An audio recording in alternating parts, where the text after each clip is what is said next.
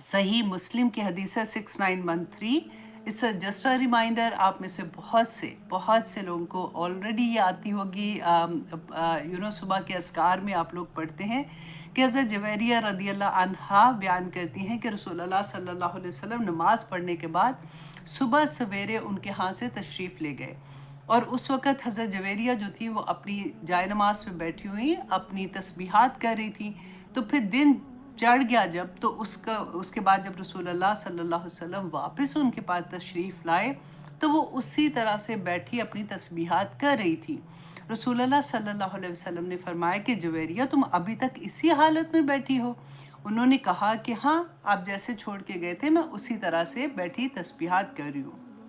उन्होंने अर्ज़ किया कि रसूलुल्लाह सल्लल्लाहु अलैहि वसल्लम ने फरमाया कि अच्छा, तुम्हारे हाथ से जाने के बाद मैंने 4 कलमात 3 बार कहे, अगर उन्हें तोला जाए तो तुमने अभी तक, आज के दिन में अभी तक जो कुछ पढ़ा है वो उनसे भारी होंगे।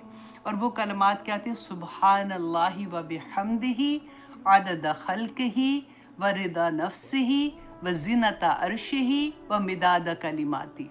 ये कलमात जो है आप देखें, वो इतनी देर इबादत करती रही थी, और सिर्फ रसूलुल्लाह ने फरमाया कि मैंने 4 मरतबा ये कलमात के, तो ये उससे वज़न में भारी थे। तो आप लोगों में से आई एम श्योर सभी पढ़ते होंगे, लेकिन जो अभी नहीं पढ़ते हैं तो उनके लिए जैसा रिमाइंडर कि आप सुबह शाम में ये कलमात पढ़ लिया करें। मैं हमेशा ये कहती हूँ कि सुबह शाम की दुआओं को आप बिल्कुल ऐसे सोचा करें जैसे हम मेडिसिन लेते हैं ना, बाज़ ऐसे वाइटामिन्स होते हैं जो हमने एवरीडे खाने होते हैं, बाज़ ऐसी चीज़ें होती हैं जो डॉक्टर देते हैं, जैसे कैल्शियम की कमी होती है तो वो कहते हैं जी 10 दिन आपने ये दवाई खानी है, उसके बाद छोड़ देनी है। वो होता है ना ऐसे, कभी हमने कोई ऐसे वज़ाइफ कर रहे होते हैं कि अच्छा 10 डेज़ के लिए ये कर लिया। बाज़ ऐसी होती हैं जैसे हज है, ज़िंदगी में एक दफ़ा करना होता है। तो इसी तरह से दुआएं जो होती है ना, सुबह की दुआ वो शाम तक हमें प्रोटेक्ट करती है, शाम की दुआ पढ़ते हैं तो सुबह तक हमारी हिफाजत करती है।